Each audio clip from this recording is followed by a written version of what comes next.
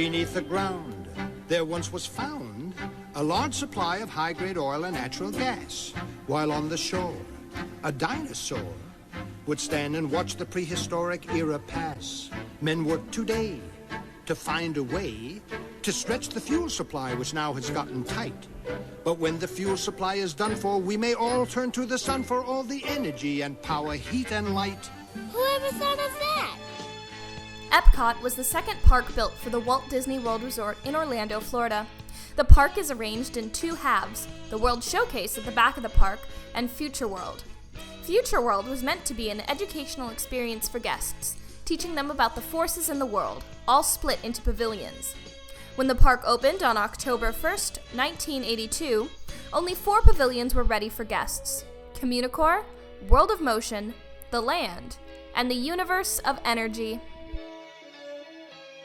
The Universe of Energy was a 40-minute attraction that taught ride guests about how energy works, how humans harness energy, and the future of energy uses. The original design of the building was heavily going to focus around the sun catcher, which would charge solar panels and at least partly power the moving vehicles. Although the sun catcher concept was later scrapped, the building itself was built on the perfect angle to get the most out of the solar panels that were later placed on the roof of the building. The Universe of Energy Pavilion was sponsored by ExxonMobil, which steered the focus of the pavilion from solar energy towards a more fossil fuel energy-based ride. And like most of the corporate-sponsored Epcot rides, there was a VIP lounge that overlooked the dinosaur scene within the ride and was only open to Exxon employees. The ride began with an 8-minute pre-show, presented on a screen invented by Czech film director Emil Radok. It was called the Kinetic Mosaic, a huge screen made of 100 smaller rotating flip screens, all synced to sometimes give the film a 3D effect.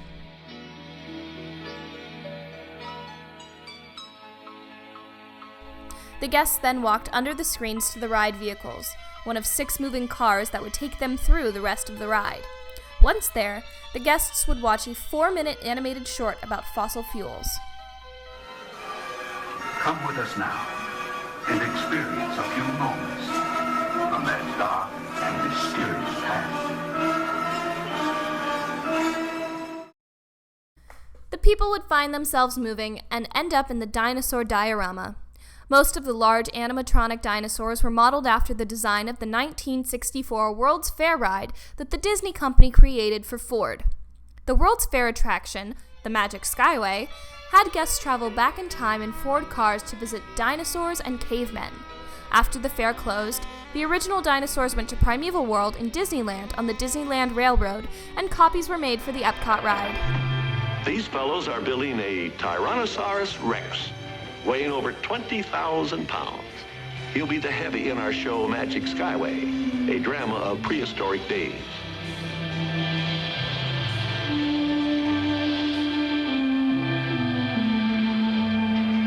You'll see him later tangling with a Stegosaurus in a fight to the finish. The diorama had 36 audio animatronics, ranging from smaller duck-billed dinosaurs to huge long necks, and including, of course, the famous Stegosaurus T-Rex standoff. Despite the recycling, new creatures were made for the ride, like the long snake-like dinosaur that snapped at guests. After the diorama, the cars landed in a second theater where a 12-minute video about the future of energy played. The guests would then travel to the theater where they boarded their cars and be treated to yet another film, this one 2 minutes long, before the ride was over.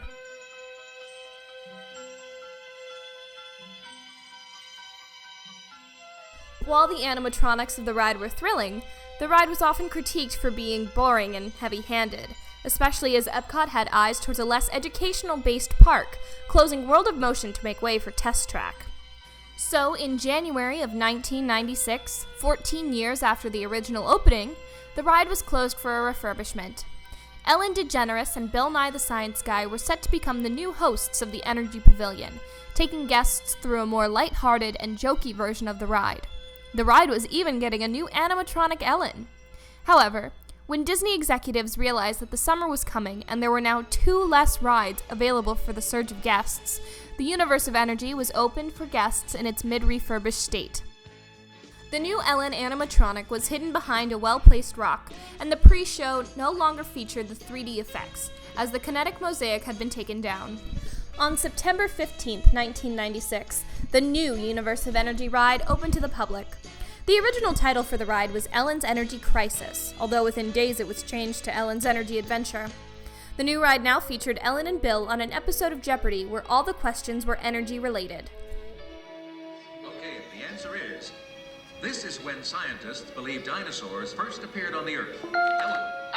What is 220 million years ago, give or take a day? You're absolutely right.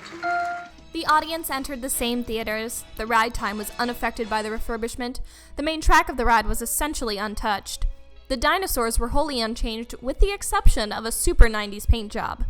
The reaction to the change was mostly positive, as guests no longer felt like they were listening to a lecture, but as the years went on, the Universe of Energy began to feel dated. And now, 21 years after its last refurbishment, the Universe of Energy is getting another change.